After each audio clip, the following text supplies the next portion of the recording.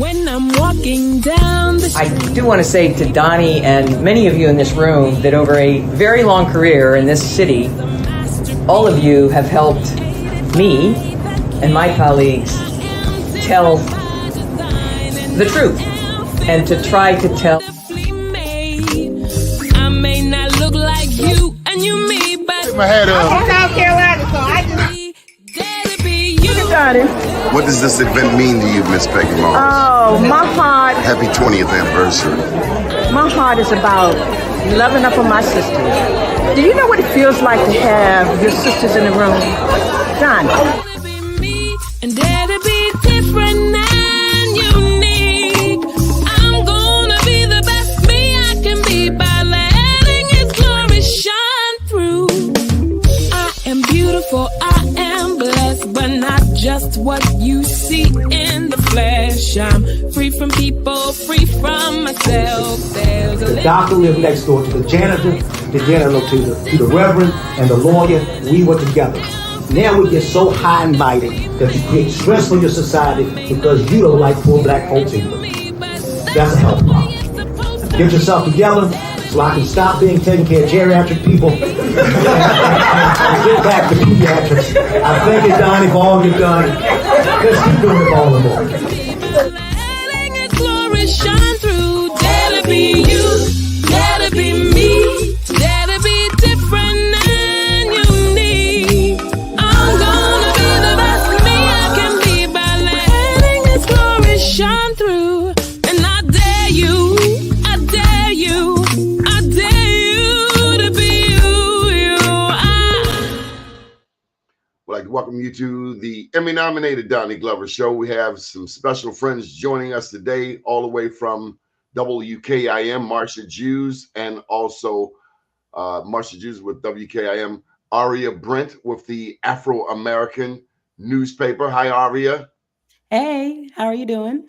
I'm doing good. And let's see, Andrea, are you joining us?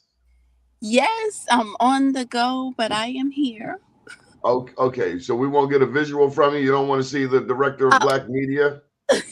Not right now because I'm in transit in the car. So. Okay, well, we're going to let you slide. We have Rodericka Applewhaite. She is the director of Black Media. Rodericka, welcome to the show. How are you? I'm good, Doni. Always good to be. I guess it's technically my first appearance, even though you embarrassed me last time when I had Karine on here. I hate being talked about, but it's awesome to be here and really excited. Well, I had to bring some of my colleagues to the forefront because I want them to know about the work that you and Karine and others before you have done to ensure that the Black press has access to the White House. Yeah, I mean, it's really the highlight of my job. Obviously, it's in the title, but as it's a role I take very seriously. It's really exciting. This is my third month here, so it's been a joy to work with you, Karine, all of the different White House officials as we work to amplify all the work we're doing for Black Americans coming out of the White House and across the entire Biden-Harris administration. So it's really been an honor, and it's great to be on with you as well, Marcia, Aria, and Andrea. Nice meeting you. It's a pleasure. Ladies? Marcia, don't be shy. Come on, that's not your MO. I'm getting ready. I'm just getting ready to talk. So, Rodericka, congratulations on your position. That's huge, and it's an honor. Rodericka. Call me Ro. Rodericka. Okay, Ro. I like Ro. All right, Ro. How you doing? Doing great, So, Marcia. tell us about.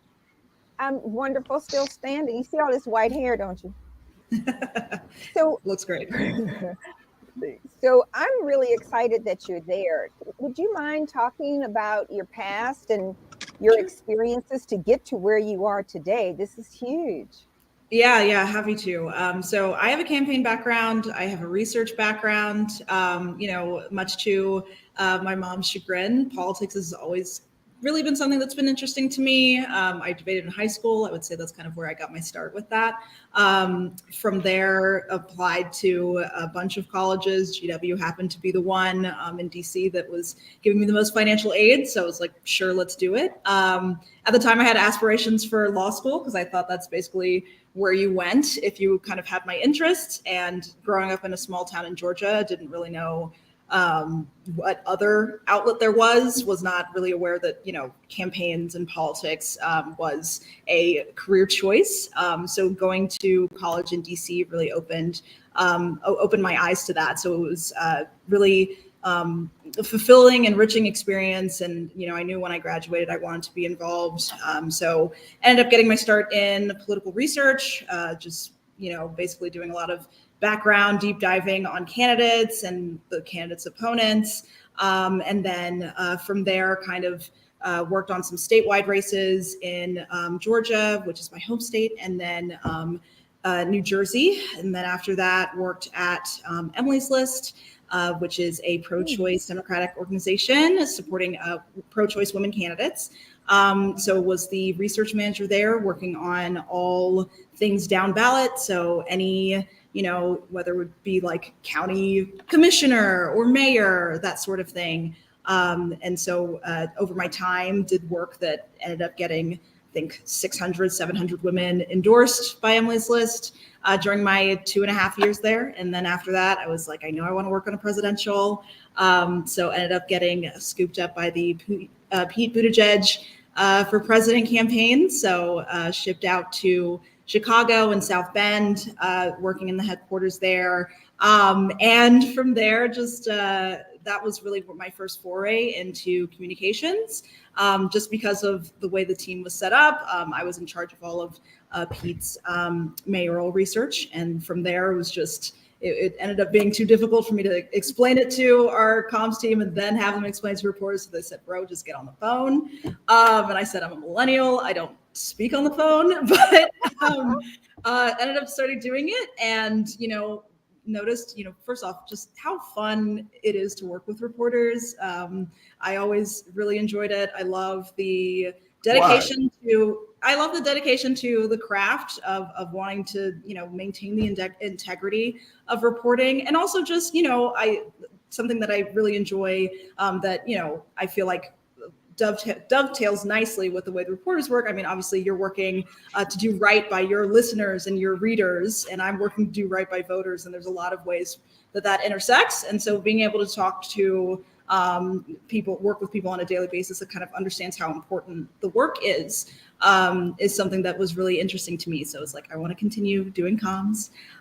So after Pete, Governor Whitmer was running for re-election in 2022. And so I ended up going out to work for Michigan Democratic Party as their senior comms advisor. And so in that role, really focused on the governor's race and all 15 Republicans that were running against the governor at one time, which was a really just fulfilling experience. So all of those things, with all of my campaign experience, I then came back to DC after winning in Michigan, which was my first win, very exciting. And then went to a communications firm. And then after that, got the call from the White House. And, it is definitely a dream for me. And, as I continue to explain to my family what I do, it became something they were very proud of me for being able to achieve. So, so far, it's been an absolutely incredible experience, and just excited to do the work. Well, I'm glad you spent some time in my hometown. I'm from South Bend, Indiana. Right down the street from Notre Dame, girl. What? Yes. Okay. So I've spent a lot of time at Corby's, but that's for a different. That's another conversation. We'll have Well, congratulations on your position, and we're very excited to have you there. And thank you, Doni, for bringing us all together. This is huge. And it's really important for us to be able to have these conversations and link into the White House and be part of these historical moments. And we appreciate it. Thank you. So to kind of piggyback off of the question that Marsha had asked, I know that you gave us the full background, and it sounds like you've definitely had a long time coming leading up to this position. But Rodericka, can you tell me, I guess, who within the Black media has influenced you throughout your time in communications? Especially because I know that to do communications is one thing, to do political communications is a whole different beast. But you now are working very hard, might I add, to shine a light and to assure that the Black media is getting their chance to speak with the White House. How did you not even fall into it, but like I said, who has influenced you and what made you want to take on such a role that, I mean, holds a lot of significance? Yeah, I think, the first two folks that come to my mind are Simone Sanders and April Ryan. Both have been, April Ryan in particular has been doing this for 27, 28 years or something like that. And, many times is still kind of the only Black hand raising to ask a question in a particular room. And so, folks that have trailblazed in that sort of way will always be an inspiration to me, especially Black women. With Simone, I know her back from Bernie Sanders days. I first met her in Burlington when I was working on the research firm that supported the Sanders campaign at the time. And so I've been looking up to her forever. And it's just been really cool to see somebody who is my age doing this kind of work and operating at this level. And so it's just, both of those have been huge for me. So one of the questions that I would have, Rodericka, is with all of that you're doing, what are the top 3 most difficult things that you had to overcome coming into the White House? This is a new experience for you and huge, being there at the White House with the President of the United States. How does that work for you? I would say probably the main thing, especially someone coming from some campaigns, coming from campaigns, and some that have been way more scrappy than others. And most of the time I was a one-person department entirely and wearing multiple hats. I think biggest thing that I was nervous about, I guess, coming in was just working with such a large team, just because, it's difficult sometimes seeing where you fit and you want to make sure that you're not stepping on anyone's toes and like disrupting the culture too much. But, I've been really lucky. And this is a testament really to to President Biden and Vice President Harris's commitment to building a personnel that's really reflective of the government they're trying to run. Is that everyone has been so collaborative, so great to work with, so supportive of me and giving me the space to pitch what I want to pitch and execute the things that I'm trying to execute. And so that part has been really great. As far as the other two, let's see, there's a lot of names to learn. This is a huge office really to be working in the White House office. And so learning everyone's names, making sure I know what departments everyone's in. And I would say the last thing is, and it's just, a testament to all the work that's leaving the building, just to make sure that I'm keeping track of everything that's happening. We are pushing policy initiatives every single day almost, many of which, if not all, touch Black Americans. And so I want to make sure that I'm amplifying that stuff because, yes, obviously the policies themselves are good and doing good things, but, a lot of them involve, people opting into a program or being aware that something's happening or being aware that there are benefits and resources for them. So if they don't know about it, that's partially on me to make sure that they're being informed of those things. So, I'm always working with different departments across the administration week after week to make sure that we're getting that stuff out. Andrea Blackstone, you want to jump in?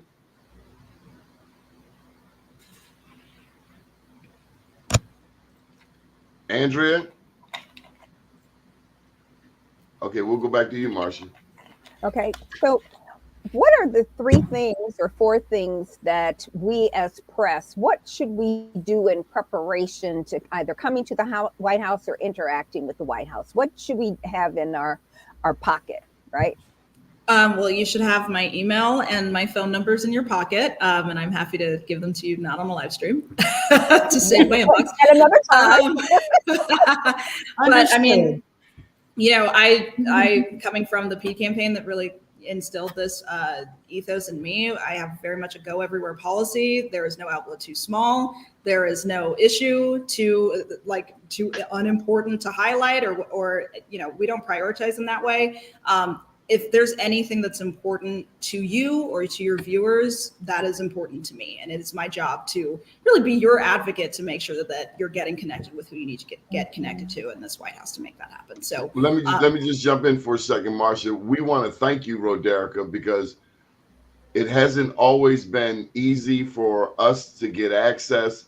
And when I personally meet a Rodericka Applewhaite, I am grateful because I know it doesn't have to be. We've also been joined by the editor of the Baltimore Times. Dina, are you with us?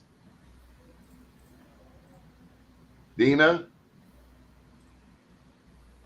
Okay. Well, nonetheless, Marcia, you had a part two?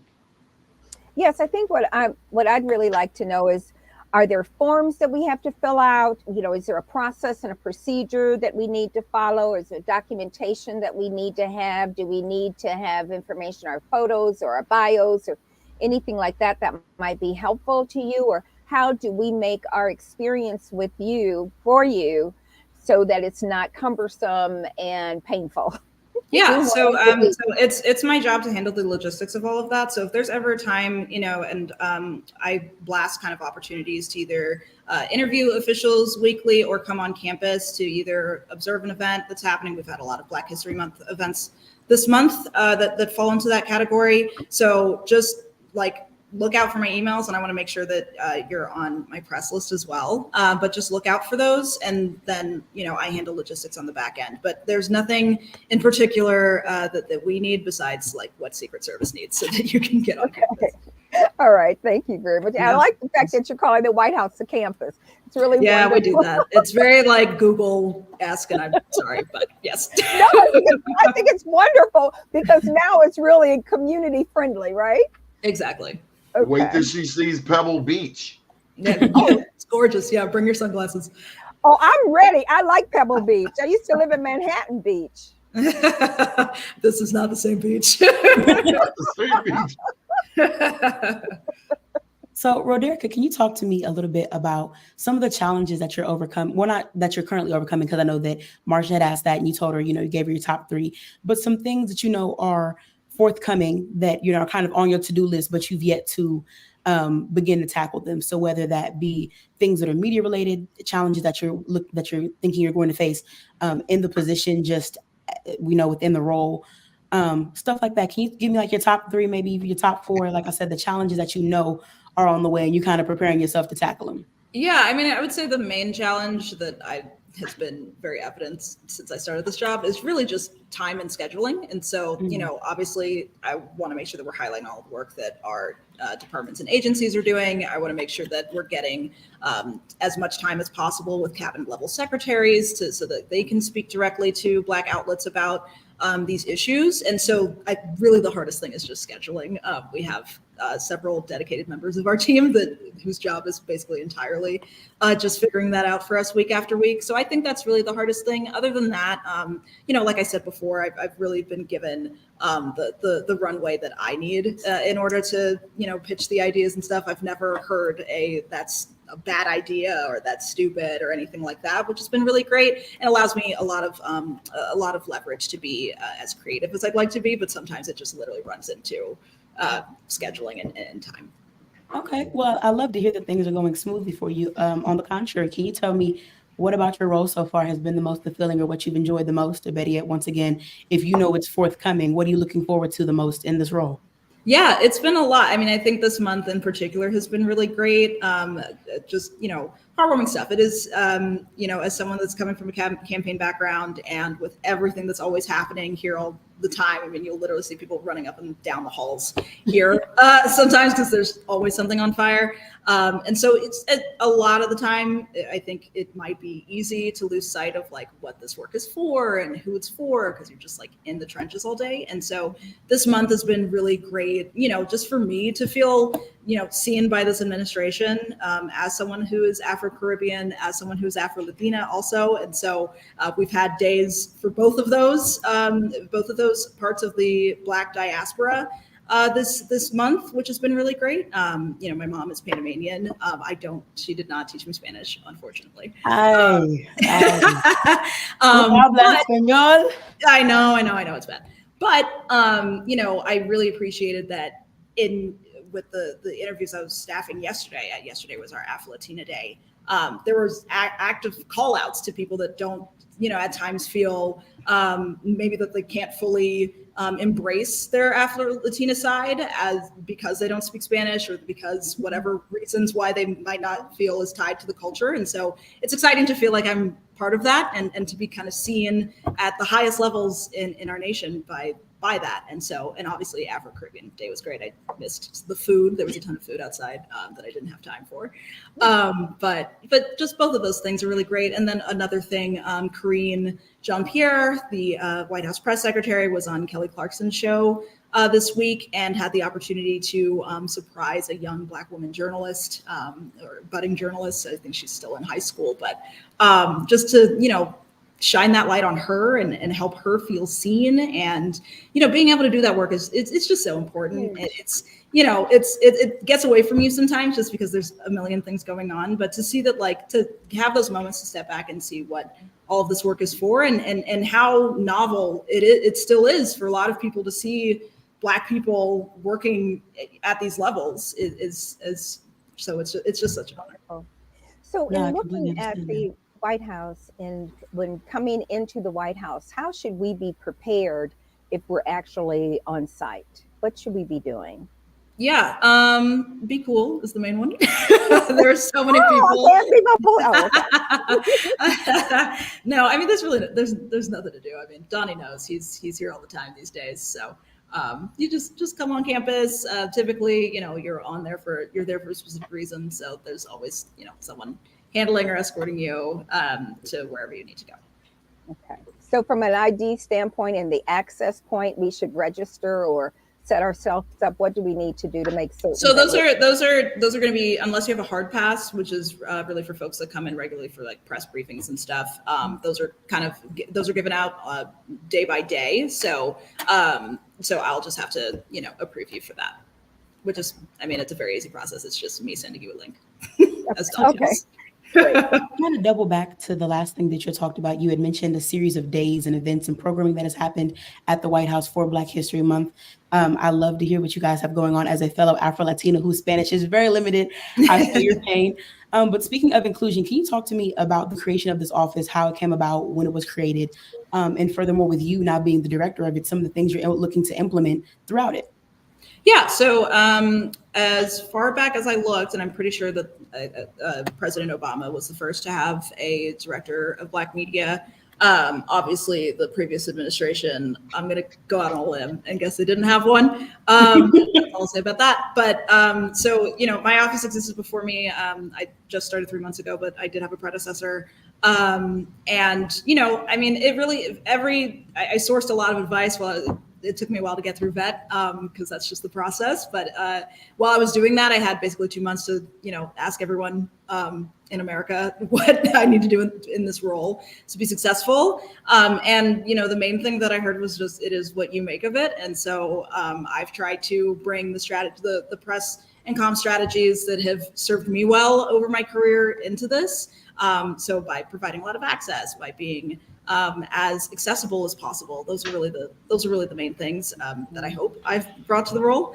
And so just making sure that we're doing enough to highlight the work that's happening here. Mm-hmm. Rodericka, do you feel a special burden when it comes to representing the vice president, Kamala Harris, to have the first Black woman, not only as the press secretary, but the first Black woman vice president? Does that come with a certain level of anxiety or a certain level of responsibility? How does that work for you? Well, and I think this is something probably every person that looks like me in spaces like this can relate to. You absolutely, whether it's fair or unfair, walk into rooms with kind of the entire culture on your back sometimes and feeling like you have to, in my mom's words, not embarrass anybody. And so, that's always something that's there. However, I'm not going to say that I put the vice president on my back. She's a strong woman that can speak for herself and does in her role as vice president. And so that's, yeah, I think, it's obviously all of our jobs to make sure that we're doing right by our positions here. But I think, and it's really an honor to work with a lot of strong women and strong Black people who can do that for themselves. Mm-hmm. That's really important. Do we have, when coming to the White House, do we have to send in a document that says what we're here for? And how do we get? I think the Marsha, I'm sorry. Let me step in. Once you email her, all of those questions get taken care of. Okay. Okay. We kind of want to get into some of the one of the questions we posed to Karine was, and let's pose it to you, Rose.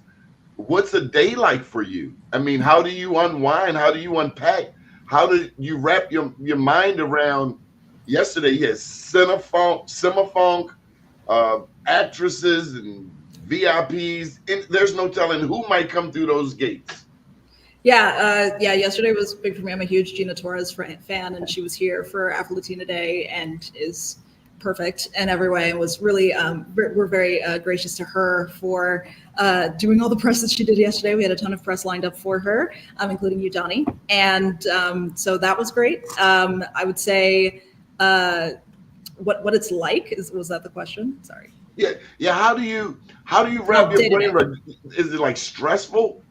Yeah, I mean, yes, the job is stressful, but I think I am a glutton for punishment, and I enjoy environment and actively seek out environments like this, which I'm working through with my therapist on. But until we sort that out fully, my day-to-day is kind of whatever's happening that day. So typically each week, each Thursday and Friday, we kind of get a glimpse of what all the departments are doing for the following week, and what we will need to highlight. So everyone gets an email from me on what officials we have available, and I just kind of schedule those interviews from there. Other than that, I take some time in the day to chart out some longer term projects. Like something I'm really proud of that we're currently working to put together right now is we have a Black owned and operated radio station from Philly coming to the White House with all of their gear on Monday to do a broadcast day from the White House.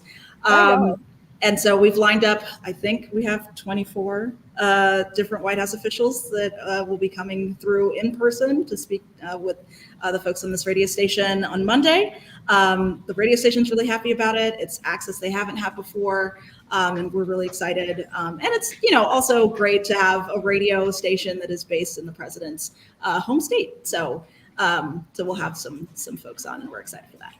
I'd like to ask something. In looking at your day, so do you see the president on a regular basis, or is there a large room with several people there, or is it one-on-one? How does that interaction, how do you handle that interaction? Yeah, so I do interface with the president when there is Black media opportunities. So part of my job is when there is time, because he's obviously a very busy man, making sure that we have him on Black radio stations. So back in November, we had him on Ricky Smiley's morning show and Erica Campbell's show as well. And then this past MLK Day, we had him on Keeping It Real, which is Al Sharpton's show. So for those, I do prep the president, yes. Mm-hmm. I hope this president appreciates the help that he has coming from you and Karine and the people you work with. I've seen the work up close and somewhat behind the scenes, and he couldn't find a better team. And I'm really grateful to see people who look like me there, because I'm a little more comfortable that our issues are being addressed. I know that once you put it to him, or once the team puts it to him, he cannot help but hear you. Yeah, exactly. And that's something I'm really excited about with the radio show that we're doing Monday as well. I think we pretty much have representation from almost every single department and agency here. And as I'm kind of reaching out to them to make sure that, we're covering a bunch of issues, I'm learning stuff, that we're doing out of the White House for Black Americans. So it's very cool. I've worked in organizations where it just feels like you have your constituency needs in a corner, and then everyone else has the general stuff. But it's really great to work for White House, that literally every single aspect is really, we use the term whole of government approach here. And that's really what it is. So like there are ways that there are people whose entire job it is to just think about how the climate is impacting Black Americans, or how, the way we do taxes is impacting Black Americans, education, healthcare, foreign affairs, all of those things. And so it's very, I'm really excited for all the topics that we're going to be able to discuss on Monday. And so will you be sending those out with some sort of regularity, what those topics might be or what the priorities might be? Yeah, so I mean, I think it just typically with the way that we work with reporters is we highlight specific issues that we want to have those discussions around. And so, that's pretty much it. Okay. So you definitely seem to be setting up a set of opportunities to both the media outlets and also the presidential administration to interact with each other. I'm not going to say in a way that's never happened before, but in my lifetime, which is limited, mind you, I've never really seen happen before. Can you talk to me about what you feel like the future of the Black media looks like with these kind of things being done? So obviously, like you said, you're in your third month in the position, but nonetheless, you're setting ablaze a trail that hopefully will continue to be walked and paved by other people. Like I said, can you just talk to me about what you feel like the future of the Black media looks like, knowing that things like this are being done from both the president's side, but also the media side?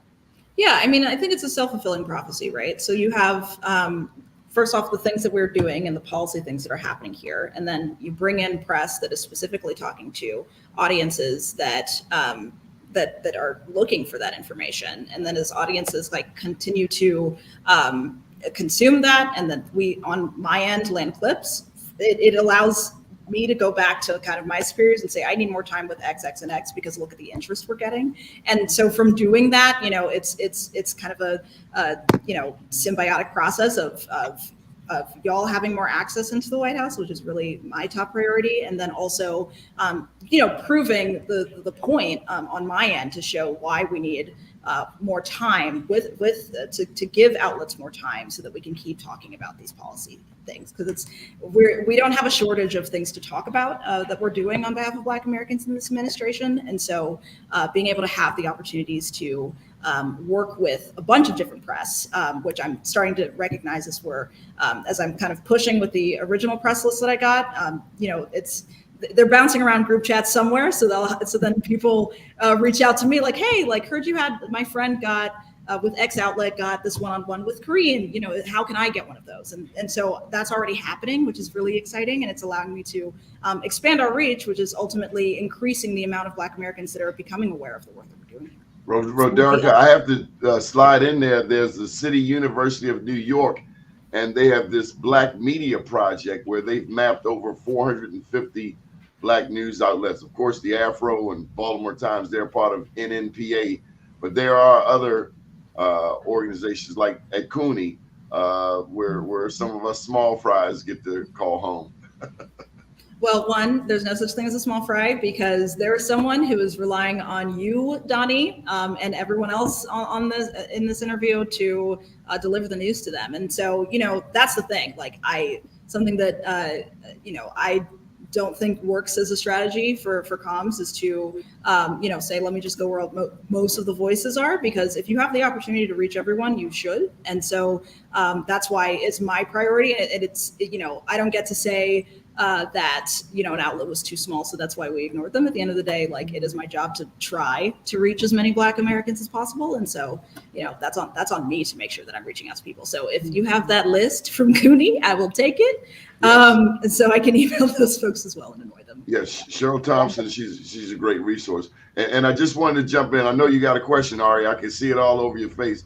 But I do. But Rodericka, I know I've asked you privately, but I just have to do it officially.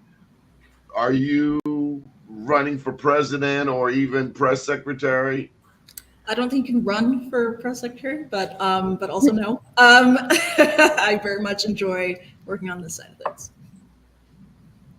So actually, kind of in the same nature as his question, not quite if you're running for president, but with the presidential election coming up, are you anticipating, or are you preparing even, I guess, for an increase in these kind of opportunities? So whether it be the radio stations or things like this, digital, broadcast, written even, obviously, as President Biden goes out and he tours the country and, is advocating for himself, for people to vote for him, campaigning, things of the sort. Are you going to kind of put on your old hat for the campaign trail and get ready with him? And like I said, if not, if you're going to stay at home base in the White House, are you guys preparing for an increase in this? Because I remember the last time that he was campaigning in 2020, there was a lot being done. I'm in Ohio, and specifically there was an event that happened in Cleveland where I think like it was him and Beyonce said something. Maybe it was a lot of Black celebrities like, yeah, Joe Biden. And so it's like, being in this position now, does that fall on you to prepare for those things? And if so, what are you getting ready to, or what are you doing to get ready for it? So no, that does not fall on me, because if it did, then I would fall into prison. That would be a hatchback violation. So we won't be doing that. And there is a counterpart. There's a Black media director on the campaign side that I'm happy to connect to for any campaign questions. As for me, my directive for the year is the same as it was when I started, is just make sure Black Americans know what this administration is doing for them. So that exists outside of where we are in the calendar. It is my job and focus, and that's what I'll be focused on through the end of the term. Okay, wonderful. Thank you so much for explaining that. Sure. And I just want to ask Baltimore Times, are you with us, Dina or Andrea? I know you're tuning in. Okay, Marcia? No, I was just wondering, in looking at your calendar, I'm sure you're knee deep in alligators. How do you manage your day with so many things and they're moving so fast? How do you manage that? Yeah, I think, just the way that anybody else, I think, in a fast-paced job does, just, you have to just be really tight on your scheduling, be tight on your email, answer texts, do the whole thing, and just try to hang on for dear life, frankly. And that's really all I can say about that. Rodericka, do you find that? So I've been doing some research. I told you yesterday I'm working on my master's, and a few things are said about the Black community that we are stereotyped. They said we watch a lot of television more than anybody else. We outshop anybody. In doing your job, do you have to buy into those stereotypes? Do you have to counter them? How do you navigate with the rest of the world, how the rest of the world sees the Black community, which is often wrong, but does that come into play in your 9 to 5? So the only thing that really has an impact to me is, and this is something that I do kind of regularly, is look at, first off, where and how Black Americans are consuming just anything, not even news necessarily. So, like, for example, Black Americans are the most reliable listeners to radio, right? Like, it's like, I think something like some ridiculous percentage. I think we want to say 85% of Black Americans listen to radio at least 20 minutes a month, and most are like listening longer than that. And so, that means that radio is something that we absolutely need to be reaching. On top of that, social media as well. Just today, we had Secretary Cardona on with American Urban Radio Networks on Instagram Live. Like, we will do anything. And so he was on to talk about student debt relief efforts that the Department of Education is doing. So just making sure that we're just going wherever and however people consume news. I mean, the main thing that I always want to do is make sure that no one feels preached at or talked at with the work that we're doing. And so I don't think it serves me any good to say, well, here's what I value and here's where Black people should be getting their news. It's just, where are they getting their news, and let's make sure they're doing that. So I work with entertainment outlets. I work with influencers, just anybody who's willing to talk about, spare a little time to talk about what where their issues are. Because, even on, one that comes to mind is like Poly Alert, which is a subset of Baller Alert, which is a huge celebrity news outlet that a lot of Black people frequent. And so making sure that I'm doing what I need to do to make sure I'm reaching their reporters if they're willing to talk about it. Because, a lot of people will either have political discussions in the comments anyway that are unrelated. So, like, if they're going to talk about it anyway, let's at least give them, some counter programming from the White House. So, are you telling us that we should anticipate the shade room being at the White House? Is that what I'm hearing? We've been to the White House a few times. Yeah. Okay. Very surprising, but I mean, like you said, if it's an outlet that's going to reach the Black community, then it absolutely makes sense. I understand that. Exactly. Here's a question from one of our viewers, Tanya Jeffries. What advice would you give a small child who wants to be like you? Oh my gosh. A lot of ways I still feel like a small child, even though I turned 30 last month. So I think it's time to hang it up. But thank you, Tanya, for the question. Be like me. No one wants to be like me. I hope not. They should aim higher. But stop. No, you are way up there, lady. Way up there. Right. But, and we are proud of you. We are very proud of you. Your village is proud of you. Yeah. Thank you. Huge. It's huge. So don't dismiss that for real.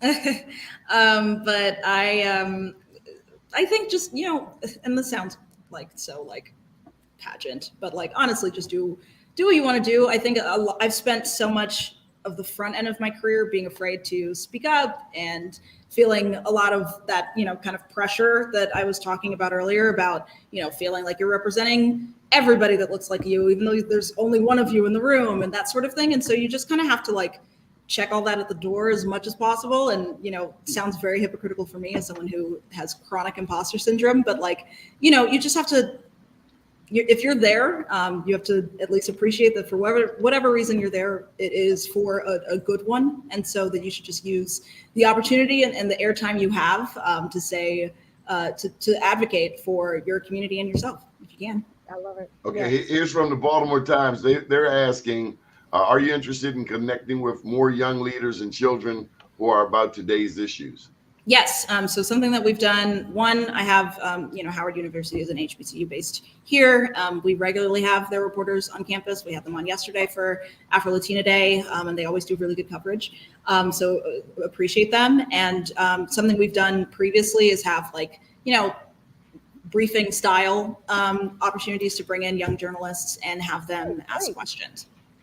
Could we bring Morgan State? Can I refer my colleagues at Morgan? Yes. Okay. I never say no. HBCUs outside the DMV. Yes, come. Absolutely. Please come. Yes, any opportunities. Obviously, we're wrapping up on Black History Month, but we've got Juneteenth coming up. We have just other opportunities in general. I don't want to be the, only call me twice a year type of thing. We are always doing Black things here. And so I want to make sure that we are highlighting that to whoever is willing to come. With your new position and obviously with Vice President Harris being in office, are you guys anticipating anything for April for Black Women's History Month? I know from what you just said, you guys have some great things that you've done this month. Hearing that you had an Afro-Caribbean and an Afro-Latino Day still has my heart pumping with joy. But there's a lot to be celebrated, I think, during April. And Black Descendants Day. That was awesome too. Yes. You guys have done some amazing things, like I said, but I know that April oftentimes, if you don't know about it, it is easily overlooked. Obviously, we know that this nation has had some amazing Black women contribute things to it. Are you guys, what's the lineup for that looking like? So I know to book my flight so I can show up. Well, April may as well be 30 years down the road in White House time. I can tell you that, we will be doing something. I can't really get into specifics of what it is at this time because it likely we do a lot of in the moment. And so right now we're looking ahead to really State of the Union is the main thing we're all kind of focusing on at the moment. But yes. And that's huge. That's huge. We all are looking forward to that. Absolutely. Mm-hmm. And so when we look at the next, we're looking at the specials that are coming up on the calendar. Are there going to be any large convening where there's perhaps at one of the local hotels or something where we can get some of not only our headquarters from the White House, but also some from the Legislative Black Caucus and Hispanic Caucus, where we could have a room to have dialogue about where we are in the state of the United States? Yeah, so what I can speak to, I can't speak to whatever planning CBC has, that they have their own comms team and operational structure. And also as a comm staffer at the White House, I really only amplify the events. I don't necessarily plan them unless there's a specific press event.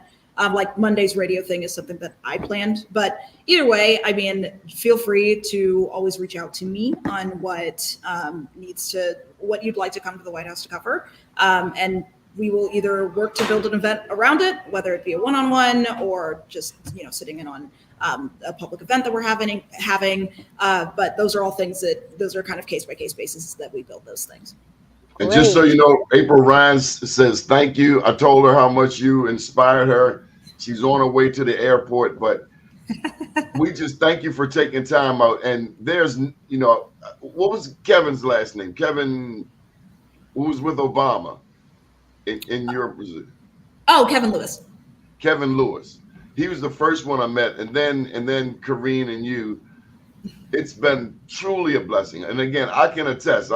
The Trump White House, I think I got one invite. I might have been filling in for April. It was a Sunday morning. I didn't get in, and I was not mad.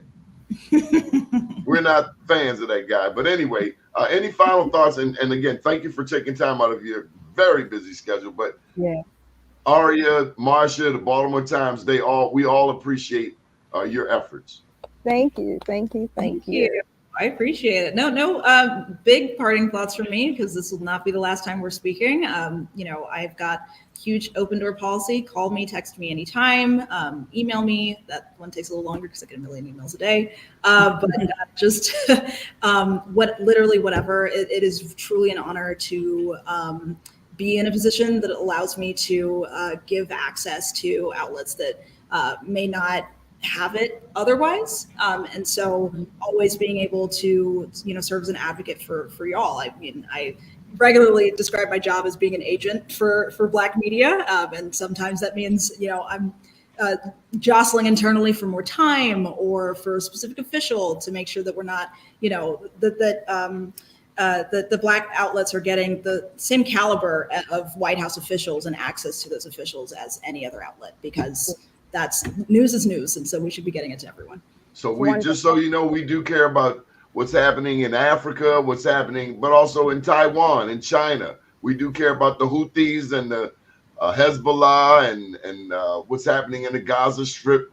We are internationally aware, but we also appreciate the local emphasis on our community, because we know from the Revolutionary War all the way through to the wars today that our people have been a part of it. And thank you also for acknowledging our Caribbean roots, our Latino roots, and our indigenous roots. Waiting on that Black Indians Day.